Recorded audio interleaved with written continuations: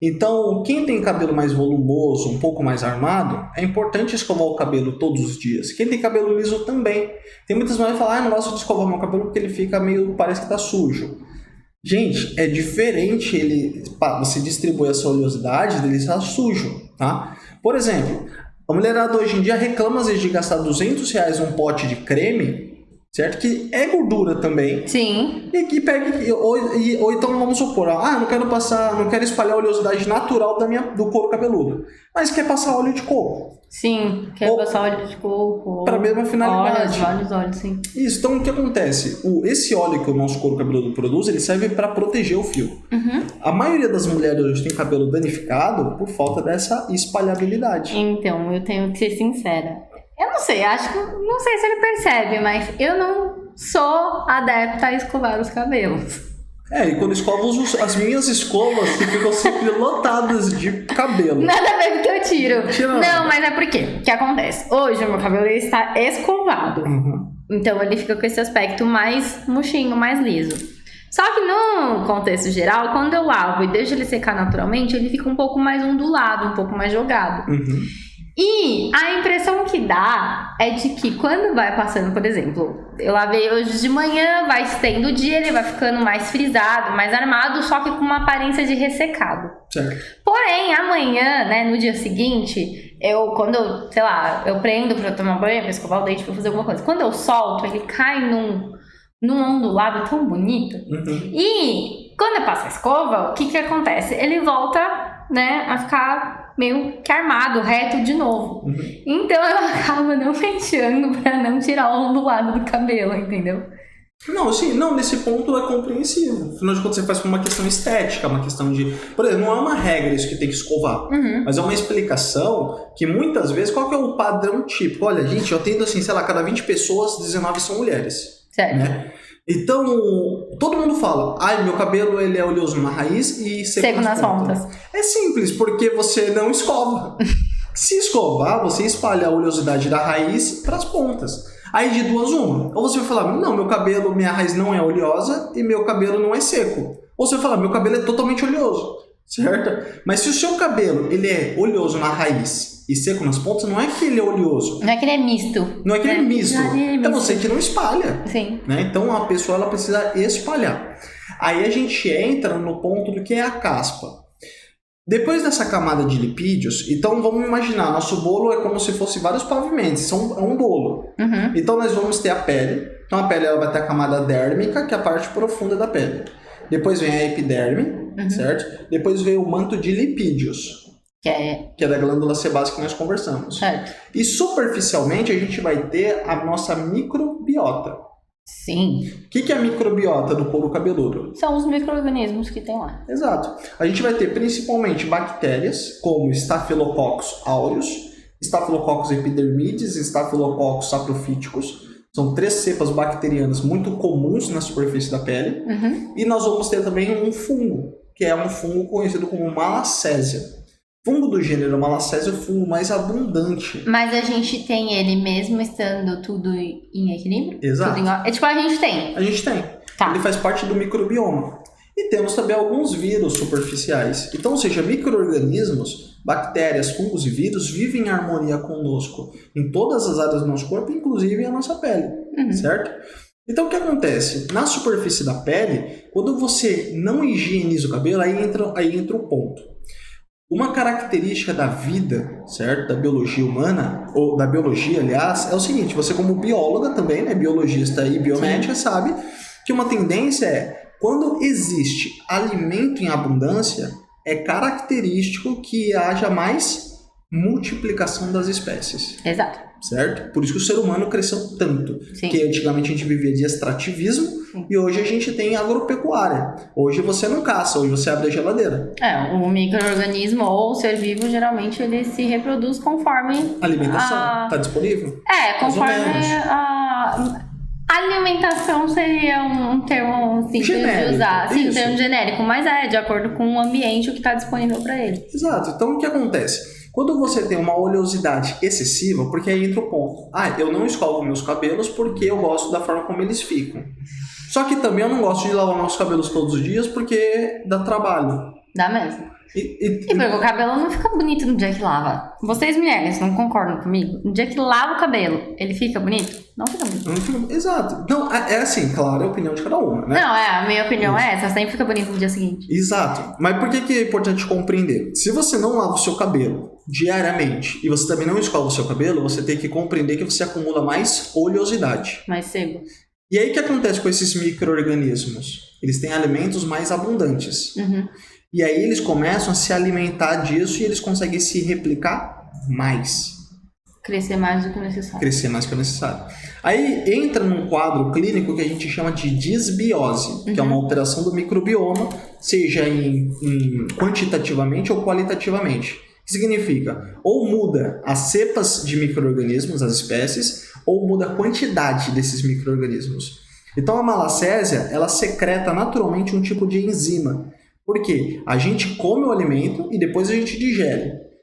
A malacésia, esse fungo, primeiro ele digere, depois ele come. Então ele solta uma enzima que quebra esses ácidos graxos, né? Então ele libera lipases, quebra essas gorduras e depois ele se alimenta dessas gorduras, digamos, pré-digeridas, mais fragmentadas. Só que isso em baixa quantidade não é irritativo. Não tem problema. Não tem problema. Agora, a partir do momento que seu couro cabeludo é mais oleoso, tem muito mais fungo e produz muito mais essa substância, o que acontece? Ele começa a se tornar mais irritado. E aí a nossa pele, com uma tentativa de se proteger, ela tenta fazer o quê? Por exemplo, já viu aqueles filmes normalmente que a pessoa tá com um vilão do lado, aí geralmente de espião, principalmente aqueles filmes meio sitcom, saca? Que você aperta o botão e ejeta a pessoa que tá do seu lado, meio corrida maluca. É mais ou menos isso. Então o que a pele começa a fazer? Soltar as placas de queratina da superfície, descamar, para tentar eliminar o agente que está tentando agredir. Entendi. E aí começa o processo de descamação. Então uma descamação mais acelerada, que é a caspa, é causada por uma disbiose fúngica que está muito descontrolada em população. Aí quando eu pergunto, caspa pega? Né? Você acha que caspa pega? Se usar os mesmos acessórios, essas coisas, sim. O que você acha, Laura? Caspa pega? Eu acredito que sim. Se compartilhar escovas e pentes? Eu acredito que sim. Boné, essas coisas. Tá, aí vamos seguir uma linha de raciocínio. A malacésia, ela foi parar na sua cabeça ou ela já existia na sua cabeça? Ela já tava na minha cabeça. Exato, só que ela tá na sua, ela tá na minha, ela tá na sua, certo? E tá na de vocês que estão nos assistindo. Então o que acontece? A malacésia, ela já é um fungo pré-existente na pele. Então não se pega a caspa. Tá. Certo? Claro que por questões de higiene você não vai ficar usando escovas e pentes de uma pessoa que tem caspa, né? Porém, ela... Não, nem de uma pessoa só que tem caspa, mas de todo mundo. De todo Você mundo, não fica compartilhando, fica compartilhando certos isso. tipos de coisa. Exato. É higiene pessoal. Então a caspa, ela é uma condição que ocorreu devido a uma disbiose provocada por uma associação entre uma alteração interna da pele e começou a fazer esse processo de descamação devido a uma resposta de defesa, e uma irritação externa, que é o fungo causando esse processo. E aí o que acontece? Como a pele começa a ficar... começa a haver esse estímulo infeccioso na pele, né? Então a glândula sebácea tende a também tentar proteger. E ela Então, produz ela mais produz óleo. Então a caspa, ela é uma alteração que inclui a pele e a microbiota. Entendi. Então é uma relação entre esses dois meios, o externo e o interno, certo? E aí o que acontece? Isso é caspa. Caspa a gente consegue identificar no exame de videotricoscopia. Tá. Caspa é a descamação da pele. É a descamação da pele provocada por fungo. Tá, por fungo. Por fungo. Aí existem, né, por exemplo, outros modelos, que, né, por exemplo, toda descamação é caspa. Então, é isso que eu ia te perguntar. Porque quando eu fico um pouco mais de tempo sem lavar a cabeça, tipo, em vez de lavar um dia sim, um dia não, demora uns 2 dias, eu fico com uma descamação. Inclusive, eu fico com casquinhas, com placas no couro cabeludo. Isso, eu já ouvi falar muito sobre seborreia. Isso que eu tenho, poderia ser uma seborreia? Boa pergunta. Aí para te responder, o que é importante entender? Quando você já passou a unha no final de um dia que você estava cansado, passou o dia inteiro na rua, várias horas, mais de 10, 12 horas, suou, etc. Já se coçou? Sim. E saiu uma sebinho embaixo das Embaixo unhas? das unhas, já. Quem nunca já fez isso, Laura? Quando eu era pequena, sabe aquele no pescoço, Não, assim? aquele Quando tá muito quente, que você dá aquela coçada. Bebezinho também, Isso. aqui que fica até marquinha. Isso, minha mãe falou que era macuco. Macuco. Ah, você tá com macuco, não tá lavando o pescoço. Mas o que é isso? Isso daí é o seguinte, você tem que se lavar e esfregar a pele para você retirar células mortas, né, que falam. Você retira células mortas, sujidade, sujeira, oleosidade, você retira tudo de ruim, certo? E quando você não lava, o couro cabeludo é pele ainda. Se você não lava todo dia, significa que você não toma banho no couro cabeludo. Tá. Então concorda que você está acumulando essas mesmas sujidades? Sim. Quem toma banho todos os dias, vamos supor, você tomou banho na noite seguinte, dormiu, não transpirou, não fez nada, legal, passou o dia inteiro. No final do dia, se você fizer assim na sua pele, vai ser uma crosta embaixo da sua unha. Você fala que você está com seborréia? Não. Não, você fala, tô sujo. Tá, tem que tomar banho. Mas, exato, entendeu? Mas, deixa eu ver. É isso. Aí forma uma casca que você não fala, tô com seborréia, né? Então você simplesmente não lavou. Então, muitas vezes, quando começa a soltar esses farelinhos, parece uma farofinha branca do couro cabeludo, ou uma massinha, que a gente também conhece como caspa úmida, né? Sim, é isso mesmo. Isso. Então, essa caspa úmida, essa massinha, ela não é seborréia, tá? Essa massinha é simples. Aí tem que levar o contexto. Você lava o cabelo com frequência? Às vezes você ficou 2 dias sem lavar o cabelo. É comum que você está acumulando oleosidade e células mortas. Então é normal que isso daí vai descamar um pouquinho, porque você não retirou na higiene. Entendi. Tá? Então isso ainda não é seborréia. Então nem toda caspa é fúngica. Aliás, nem toda descamação é caspa. Entendi. Então a pele ela pode descamar, que é um processo normal de renovação, ou pode ter caspa. Aí a caspa é uma infecção fúngica que tem que ser tratada com medicação apropriada. Entendi. Entendeu? E em relação à seborreia, então o que seria? Boa pergunta. É a mesma coisa que dermatite seborreica? É a mesma coisa. Você pode encontrar como seborreia ou como dermatite seborreica. Vamos falar... Dermatite seborreica é um nome mais bonito. É mais bonito. Falar seborreia às vezes fuxo, né? Alguma coisa assim, né? Mas é mais interessante explicar dentro da classificação de dermatite seborreica. Por quê? Quando a gente fala de dermatite seborreica, tudo que tiver it é inflamação. Tá. Certo? Então, hepatite, inflamação no fígado, certo? Pancreatite, inflamação no pâncreas, certo? Então, tudo que tiver it é uma inflamação. Quando a gente fala de dermatite, a gente está falando do que? Inflamação onde? Na pele. Na pele.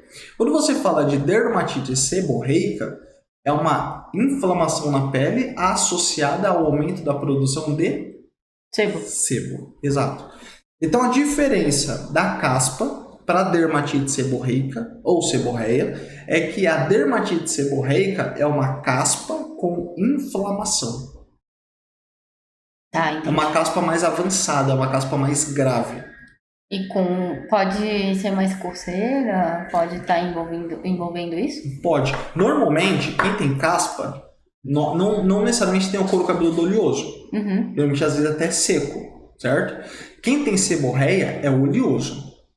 O couro cabeludo ele não fica sequinho, fica ceboso mesmo. Por isso que é seborreia.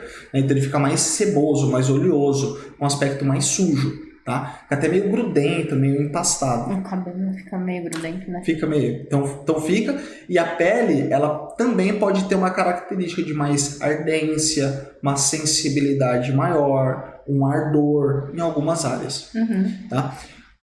Desculpa te cortar, mas pode ter alguma relação a pele do rosto muito acneica e muito oleosa com alguma seborreia, alguma coisa assim?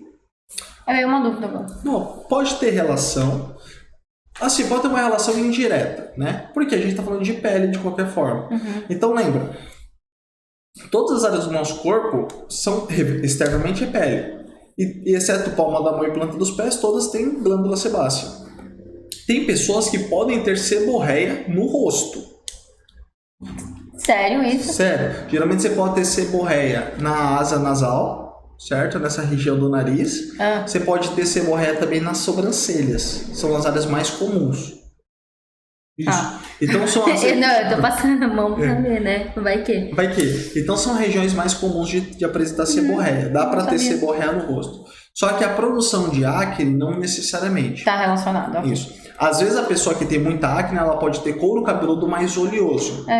Mas ter o couro oleoso não é sinal de seborreia. Entendi. Então assim, ó, ter um couro muito oleoso não é sinal que a pessoa tem caspa.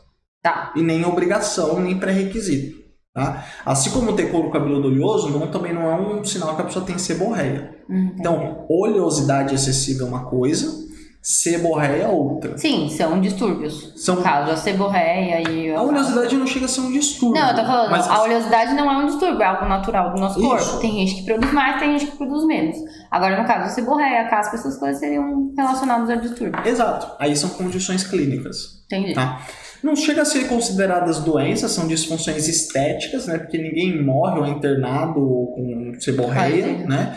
Mas incomoda do ponto de vista físico mesmo, que coça, irrita, incomoda do ponto de vista social, porque dá um pouco de vergonha aquela sujeira. Sim. Né? Um outro ponto... Mesmo você não querendo, às vezes mesmo você lavando a cabeça, você fica, né? Fica com resíduo. Tanto que tem muitas pessoas que me perguntam, eu tenho que lavar o cabelo antes da consulta? Na verdade, não faz tanta diferença lavar ou não lavar. Se a pessoa, por exemplo, lavar, mas ela tem seborreia ou caspa, não vai sair porque ela lavou. Vai aparecer do mesmo jeito. Porque eu não faço uma análise a olho nu, eu faço uma análise tricoscópica. E é algo que é uma disfunção de pele mesmo. Então, se você tem caspa ou seborreia, não vai remover porque você lavou a cabeça, usou um shampoo, isso, aquilo, outro. É um processo um pouco mais assíduo de tratamento. Diferente do que acontece com o meu cabelo, por exemplo, quando eu fico sem lavar. 2 dias. Se eu lavo ele com shampoo, condicionador certinho, essa caspinha molinha, tipo, úmida sai. Exato. Sabe isso? Você limpa. Inclusive, tá? Não é pra lavar o cabelo a cada 2 dias. Ela lava porque ela não é a cada 2 dias. Eu lavo um dia sim, um dia não. Você acabou de falar que quando você deixa 2 dias. Às vezes eu deixo 2 dias, gente. Às vezes. Mas o recomendado é você higienizar o couro cabeludo. Todo mundo. Então, assim, dia sim, dia não, é mais recomendado lavar, tá? Ou todos os dias. Ou todos os dias. Mas não deixar... Porque quem tem seborreia, o ideal é lavar todos os dias para controle da oleosidade. Quem tem hiperoleosidade, também é importante lavar todos os dias para manter higienizado. Tá? Então, assim... exatamente, então esse ponto, uma oleosidade aumentada. Agora, assim, quem tem alopecia androgenética, por estímulo androgênico, pode também ter mais oleosidade. Porque o DHT, testosterona, estimula a glândula sebácea. Quem tem aumento também em andrógenos cutâneos na pele pode também ter mais foliculite. Certo? Então tá tudo um pouco relacionado com a atividade sebácea. Foliculite, acne. Foliculite também é inflamação, né? Foliculite é uma inflamação, mas só que ela envolve glândula sebácea e folículo, né? Não a pele como um todo. Tá. É mais pontual. Não tá relacionado então a seborreia ou a caspa. Não tá relacionada. Mas quem tem seborreia às vezes pode apresentar algumas foliculites. Entendi. Mas não é uma regra. Tá? Pode ter, mas não é uma obrigação. Assim como quem tem seborreia às vezes pode ter um pouquinho mais de acne, mas também não chega a ser uma regra. Tá? Dá para ter esses pontos isolados. Quando a gente vai analisar também na tricoscopia, quem tem caspa, o couro cabeludo é branco, né, esbranquiçado, pálido, e tem caspas esbranquiçadas. Quem tem seborreia, normalmente tem o couro avermelhado, inflamado. Às vezes dá para ver vasos sanguíneos mais dilatados, tá? E aí você consegue observar placas amareladas, porque acumula muito mais gordura nessa placa. Entendi. Então ela fica de uma descamação mais amarela. No couro cabeludo, a gente nota-se uma grande concentração dessas placas amareladas. Então, no diagnóstico diferencial é bem clássico você conseguir ver caspa e seborreia. Entendi. E no caso, aquelas placas assim, onde acontece bem definido a descamação e não no todo o couro cabeludo ou às vezes na pele, que é, pessoal, não sei se alguém já viu, mas psoríase. Psoríase, vocês estão falando. Tá. São aquelas placas que geralmente acontece, tipo, a descamação só nela, né? Tipo, é pontual, não é? É pontual. Aí entra um outro ponto, que a psoríase é uma outra situação. Não tem nada a ver, então, com essas descamações de caspa e seborreia. Não. A caspa e a seborreia, elas são disbioses, né? Então, são alterações da microbiota do couro cabeludo que influenciam o funcionamento da pele. Quando a gente fala de psoríase, a gente já está falando de um processo que é o seguinte. A nossa epiderme, a gente está falando de renovação de células mortas? Sim. A nossa pele, digamos que ela se renova a cada intervalo médio de 28 dias, certo? É uma renovação mais ou menos, que a pele renova a cada 28 dias as células.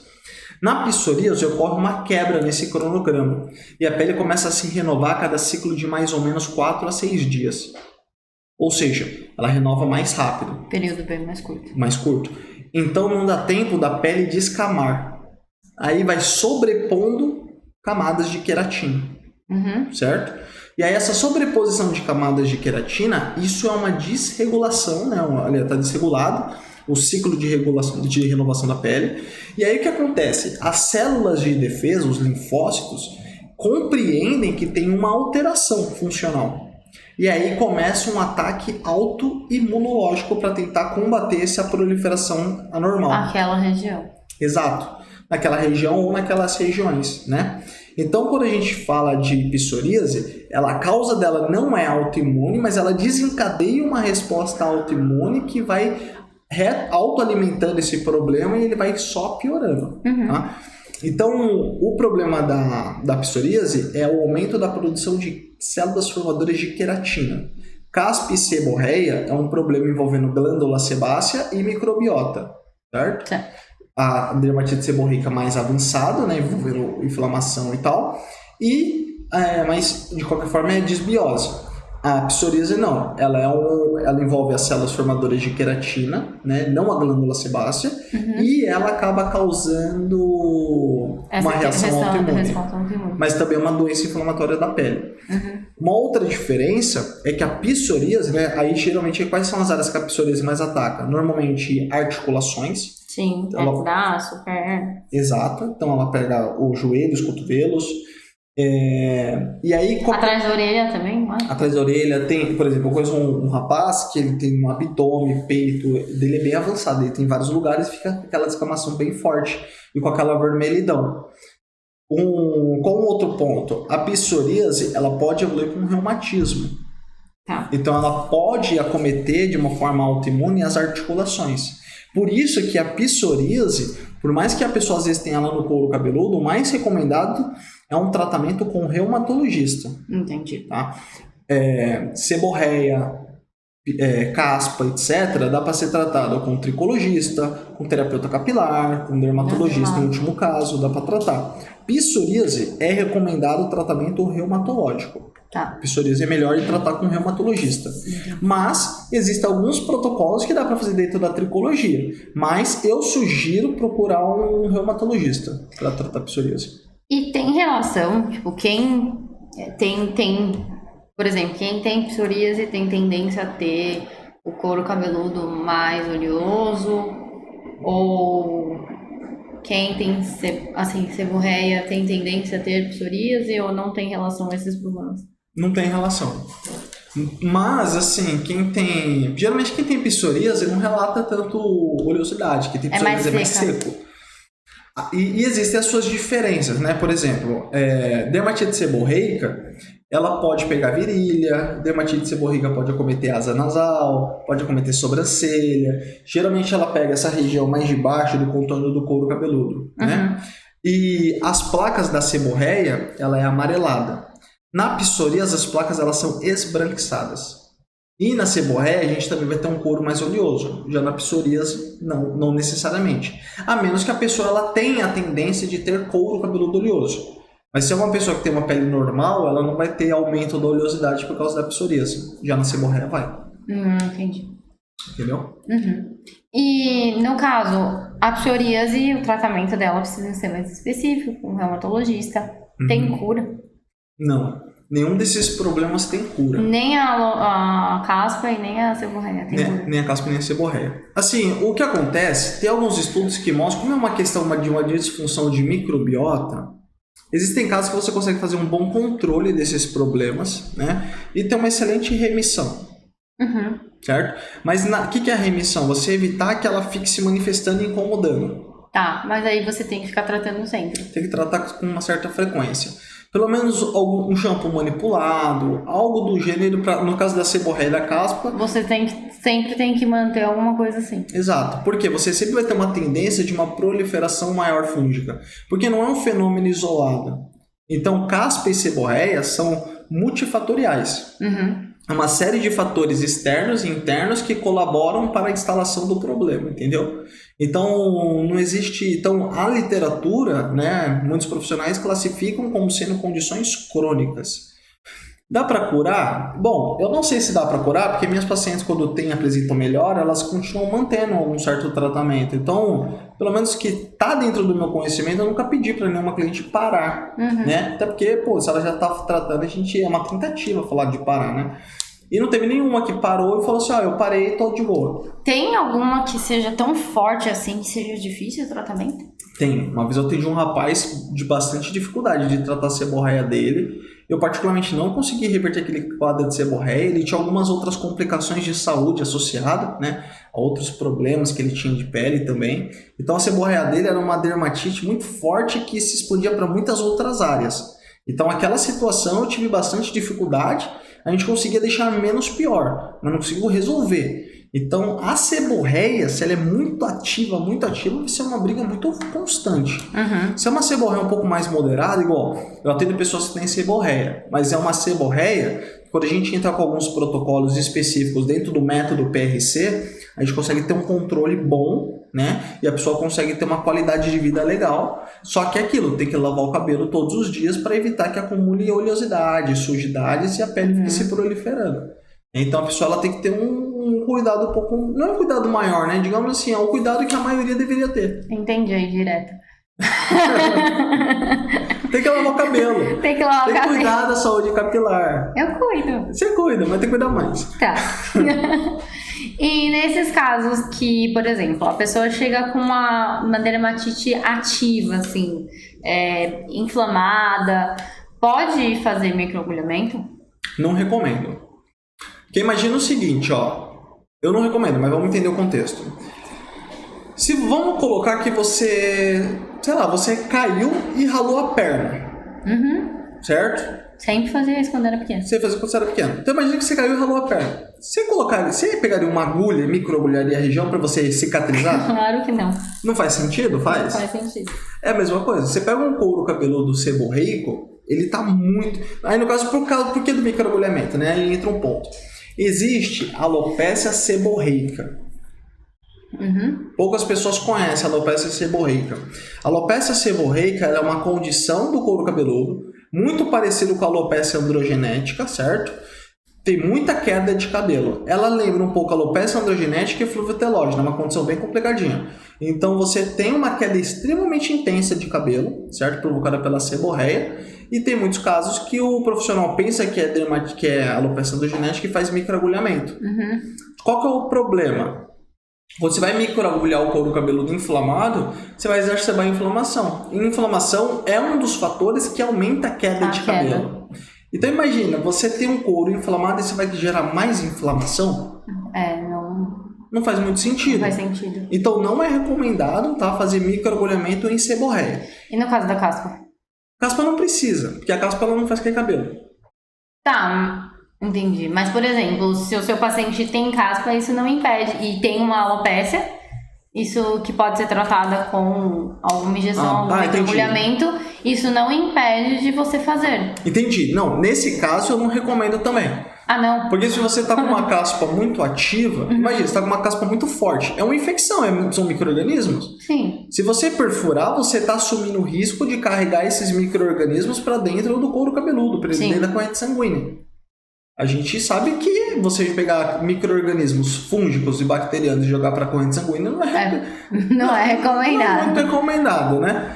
Então, é uma situação que não dá para você fazer uma boa asepsia.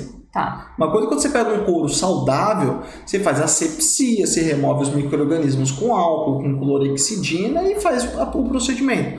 Agora, se é um couro que já tem uma proliferação de micro-organismos atípica, eu recomendo fazer um tratamento com fórmulas manipuladas ou procedimentos não invasivos. Evitar os procedimentos invasivos. Então, por exemplo, fotobiomodulação com laser e LED, aromaterapia com óleos essenciais, geoterapia, que é usando argilas. Então, essas terapias menos invasivas e agressivas são mais recomendadas para evitar a exacerbação da inflamação e para tentar combater esses micro-organismos. Entendi. Entendeu? Obrigada pela explicação. Imagina. Tem mais alguma pergunta para mim? São essas dúvidas que eu tinha. Tem alguma pergunta, Laura? Tem Chegou da alguma audiência pergunta, do Laurinha? nosso pessoal? Tem umas perguntinhas. Então, o que tem aí pra gente? Bom, espero que tenham gostado das explicações, verdade. que tenha esclarecido as dúvidas de vocês, né? E só lembrando que a gente tá fazendo nesse horário das 5 e 7 por conta das restrições, né? Das Da pandemia. restrições. Tem que ficar em casa tem que chegar em casa antes das 8. Ó, o Gleiciano A. Félix. Qual seria o medicamento ou shampoo que é indicado para o tratamento Da caspa. seborreia, Ou da cebola. Então, seborreia é um pouco mais complexa, tá? Seborreia é muito difícil tratar apenas com o shampoo. Hoje em dia, um dos princípios ativos que é mais utilizado é o cetoconazol. Tá? Cetoconazol acaba sendo um ativo bastante utilizado. Dá para associar também óleo essencial de melaleuca nas formulações. Se for fazer o manipulado, às vezes dá para associar cetoconazol e nanomelaleuca, que você acaba tendo um efeito bacana, tá? Só que aí tem que verificar, avaliar o couro cabeludo, se está com um grau muito exacerbado de inflamação, para ver se entra com algum tônico manipulado para combate de inflamação, se entra com algum princípio ativo via oral, tá? Para tentar combater o processo inflamatório. Mas um shampoo é isso, melaleuca associado com cetoconazol. Ângela Dias, Pharma Estética. Como diferenciar a caspa de uma descamação comum? Na tricoscopia, tá bom? Na tricoscopia digital, quando você for ver uma descamação comum, você vai ver grânulos bem fininhos, é como se fosse uma nevezinha bem suave, sabe? Quer que eu deixe o meu e aí você faz? Pode ser, não pode, a gente pode pegar e fazer um dia, né? Até o meu, às vezes, escama, porque meu couro cabeludo tem uma tendência um pouquinho oleoso. Então, o que acontece? Quando a gente pega quando a gente vai olhar na tricoscopia, mas tem que ter um bom tricoscópio. Então, tem que ter um tricoscópio com luz polarizada. É isso que eu ia falar, a luz polarizada ajuda mesmo? Só dá pra ver na luz polarizada. Tá? Se a luz não for polarizada, você não consegue identificar. Então, num tricoscópio de luz polarizada, você vai ver geralmente pequenos pontinhos de descamação distribuídos no couro cabeludo. Isso num saudável que tá com uma descamação normal. Exato. Tá. Quando fala de caspa, são placas mais grossas, tá? Placas bem grossas. E essas placas grossas muitas vezes se sobrepõem umas às outras e você vê que são placas realmente bem densas. E essas placas densas, elas se acumulam uma bem próxima da outra e em regiões mais espalhadas do couro cabeludo. Então é densidade das placas, tá? Elas são mais grosseiras e são mais volumosas. Tá. A Elaine.moura.sattler, acho que é assim que se pronuncia. A seborreia tem relação com alimentos, tipo leite ou alimentos gordurosos pioram a seborreia? Cientificamente não, tá? Não tem relação. Hoje até assim, eu vou dizer o seguinte, eu sou uma pessoa que eu sou muito adepta de parte de saúde integrativa, né, suplementação, cuidados com a saúde, evito certos alimentos, mas do ponto de vista técnico-científico, não tem de fato estudos que falam que leite é um alimento pró-inflamatório, isso e aquilo outro. Existe a suposição, uma indicação de que eles são, né? Indicação de ingerir menos lactose. Isso. Glúten, tudo, né? Tipo, coisas não. que dizem que estão relacionadas mesmo a essa parte de pró-inflamatório. Exato. Então, assim, pode colaborar com o processo inflamatório? Talvez. Tá? Eu não vou falar que não, que isso daí é bobagem, não é esse ponto. Pode talvez exacerbar. Eu acredito naquela linha de raciocínio, falar, nós somos mamíferos e adultos que bebemos leite, não faz sentido, dentro dos mamíferos não existe essa condição. Então, desse ponto de vista, acredito. Dentro de um outro ponto de vista, que os nossos leites são muito industrializados e ricos em conservantes, eu acredito que esses acréscimos de fato podem fazer mal, tá? Do ponto de vista do glúten, hoje a gente sabe que os transgênicos, as alterações genéticas nos alimentos, de fato podem trazer algumas variações que não existiam no passado. Então talvez de uma forma indireta, pode exacerbar uma condição de alguém que já tem esse problema. Mas não dá pra gente dizer que confirmadamente isso piora ou melhora, tá? Sim. Porque eu tenho pacientes, por exemplo, veganos, que têm seborreia. Assim como eu tenho pacientes muito, sabe, muito, sei lá, wellness, tá ligado? Muito qualidade de vida, muito bem-estar, que também tem problemas com caspa. Então, pode ter uma relação, mas eu acho que não é um ponto decisivo. Alguns alimentos que talvez possam ajudar a colaborar, alimentos ricos em zinco, tá bom? E magnésio e magnésio. Por quê?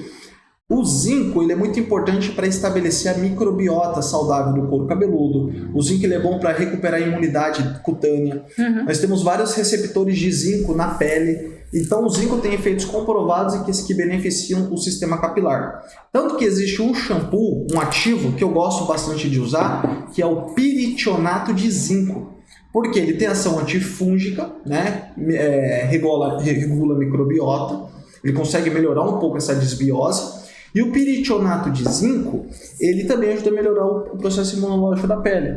E para quem às vezes tem uma certa sensibilidade a cetoconazol, que ele causa um pouco de sensibilidade, pode usar o piritionato de zinco. Se é zinco via oral. Pode ser também. Se for o zinco via oral, pode ser o zinco quelato, tá? O zinco aí o que é importante? Ingerir zinco longe das refeições, porque se você, dependendo da forma como comer vegetais, feijões, etc., a fitase pode dificultar essa absorção. Então, mas ele dá um pouco de sensibilidade também, não é? Em algumas pessoas dá. Quem tem sensibilidade gástrica pode dar um pouquinho de sensibilidade. Aí você pode manipular o zinco em cápsulas gastroresistentes. E aí, dessa forma ele não abre no estômago dando essa sensibilidade. Aí ele abre no intestino. Bom. A Glauciane perguntou: shampoo da Vichy Micropil é uma boa opção?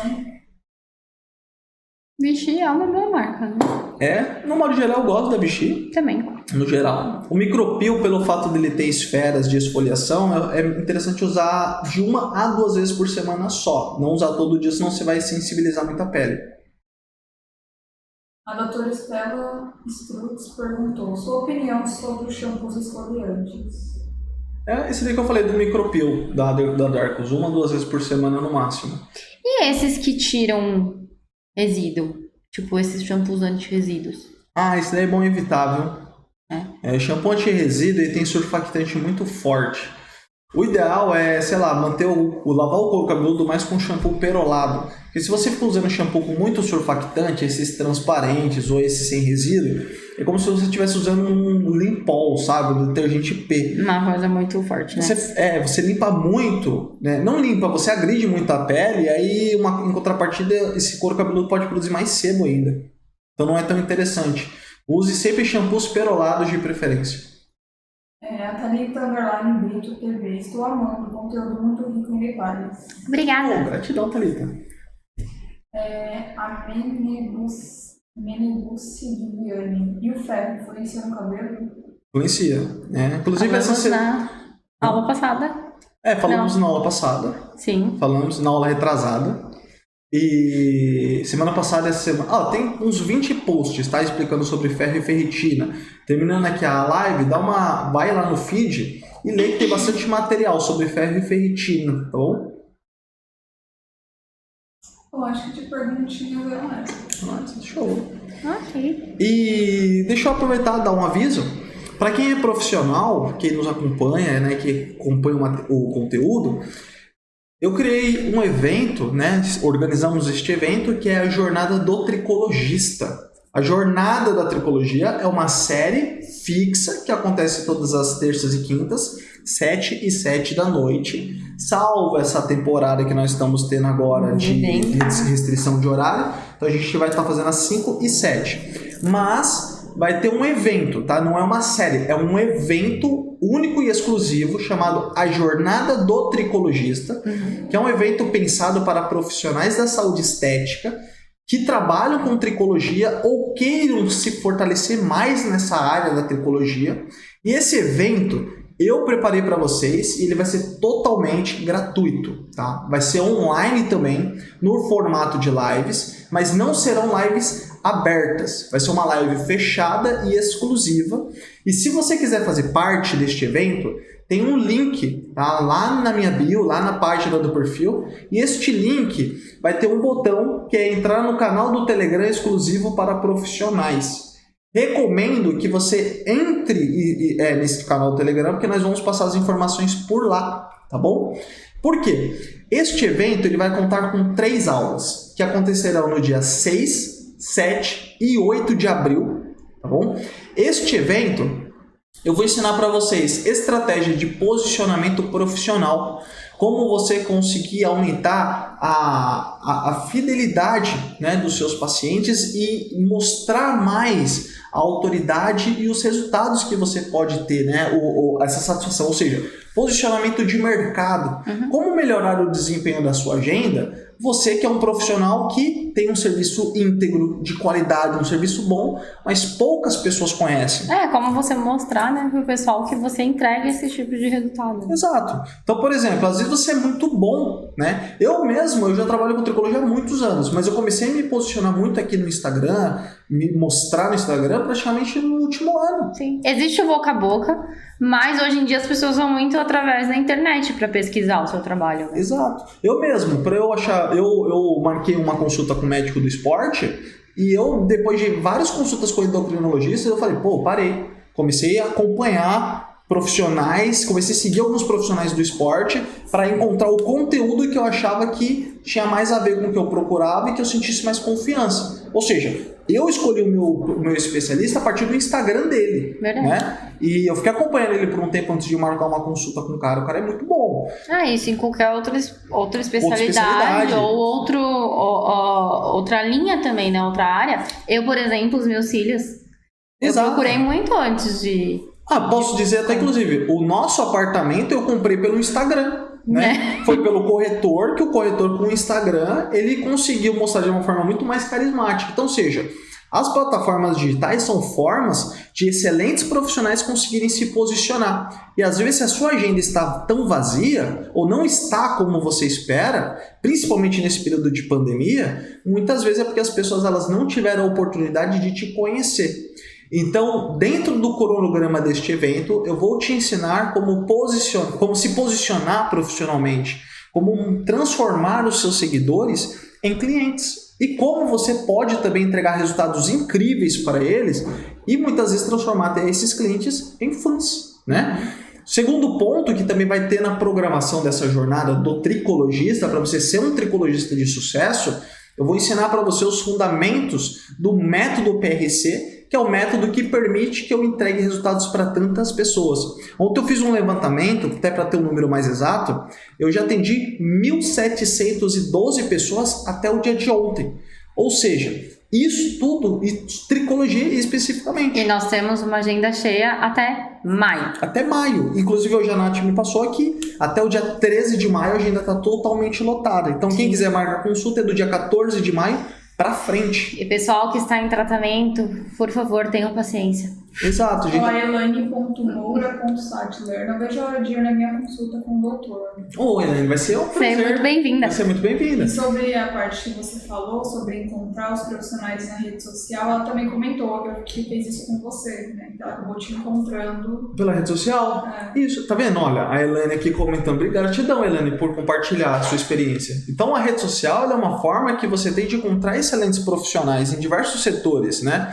E, inclusive, tem até um profissional muito bom que o cara vende carro e é o maior canal de carros que tem, assim, é incrível o canal dele. Ou seja, o Instagram é uma forma de você se posicionar profissionalmente e mostrar para as pessoas que você muitas vezes consegue entregar aquilo que ela procura, né? Então, eu vou te ensinar neste evento como se posicionar profissionalmente. Também vou te ensinar os fundamentos do PRC, que me permitiu atender mais de 1.712 pessoas e poder oferecer um excelente resultado, tá bom? Para a grande maioria delas, né? Porque tem muitas pessoas que não voltam no retorno, então não consigo saber se teve ou não teve resultado também, né? Então não posso falar que é 100%, mas a grande maioria, com toda certeza, que estão comigo aí há muitos anos, né? E também eu vou te auxiliar em todo o processo de como saber quando realizar um protocolo X ou Y, diferença das alopécias. Então vai ser um evento muito rico. Então vão ser 3 dias de evento, totalmente gratuito, uma imersão comigo mesmo, tá bom? Basta você entrar no canal do Telegram e também ficar ali de olho nas notificações que surgirem e acompanhar aqui no Instagram, porque também em breve a gente vai liberar as inscrições para o evento, para você fazer via e-mail, e dessa forma você recebe no seu e-mail ou no Telegram, para você não perder esse evento, porque este evento só vai conseguir participar quem estiver pré-inscrito. Quem não se inscrever não vai conseguir assistir, ter acesso ao evento, tá bom? Amara.brito.9655. Doutor, eu também conheci o seu trabalho pelo Instagram. Passei em consulta e saí do seu consultório satisfeitíssimo. Gratidão, Mara. Fico muito feliz. Tá vendo, gente? Então o Instagram é um canal. Então o Instagram não é um lugar. Tem muito picareta no Instagram? Tem. Só que isso que é o ruim, isso que é triste. Porque às vezes tem um profissional que o cara é muito bom de lábia, mas o cara não tem algo para entregar. E às vezes quem tem algo bom para entregar não se posiciona. Eu falo, eu poderia ter me posicionado há anos atrás. Sim. Eu demorei para chegar e eu quero que você, principalmente se você estiver começando na carreira, não cometa o mesmo erro. Então vem que a gente vai aprender sobre tricologia, certo? E como se posicionar neste mercado. Isso aí. E gratidão por vocês terem assistido esse vídeo até o final. Obrigada, gente. E a gente se vê terça-feira é a próxima live, mas a gente se vê aí todo dia. Então, vejam, assistam os stories.